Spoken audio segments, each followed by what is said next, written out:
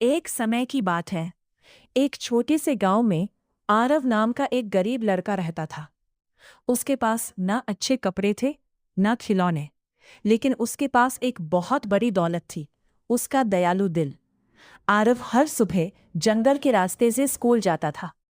रास्ते में एक पुराना बरगद का पेड़ था। गांव वाले कहते थे कि उस पेड़ में कोई जादू है, लेकिन आरव कभी नहीं डरता था।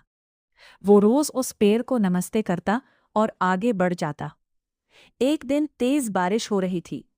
आरव स्कूल से लौट रहा था। तभी उसने देखा कि बरगद के पेड़ के नीचे एक छोटा घायल पंछी कांप रहा है।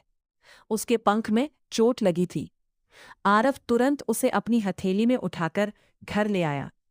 उसने पुराने कपड़े से उसका घाव बांधा और उसे दाने खिलाए।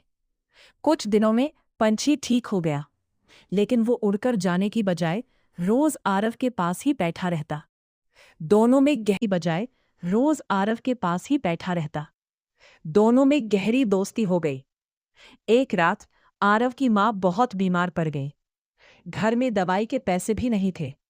आरव रोते हुए बरगद के पेड़ के पास गया और बोला, हे भगवान, मेरी माँ को बचा लो। तभी वही छोटा पंछी उड़कर पेड़ की शाखा पर बैठ गया। अचानक पेड़ से सुनहरी रोशनी निकलने लगी। आरव डर गया, लेकिन तभी एक मधुर आवाज आई, आरव, तुमने बिना किसी स्वार्थ के एक जीव की मदद की। तुम्हारा दिल बहुत साफ है।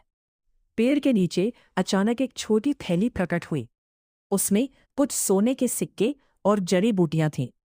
आवाज फिर बोली, इनसे अपनी माँ का इलाज कराओ, लेकिन याद रखना, असली जादू दया और अच्छाई में होता है। आरव खुशी खुशी घर भागा। उसने माँ का इलाज कराया और कुछ ही दिनों में उसकी माँ पूरी तरह ठीक हो गई।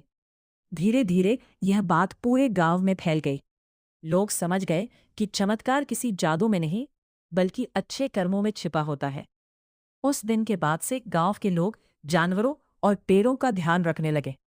और आरव, वह हमेशा की तरह मुस्कुराकर सबकी मदद करता रहा। सीख, अच्छाई और दया कभी व्यर्थ नहीं जाती। जो दूसरों की मदद करता है, भगवान हमेशा उसकी मदद करते हैं।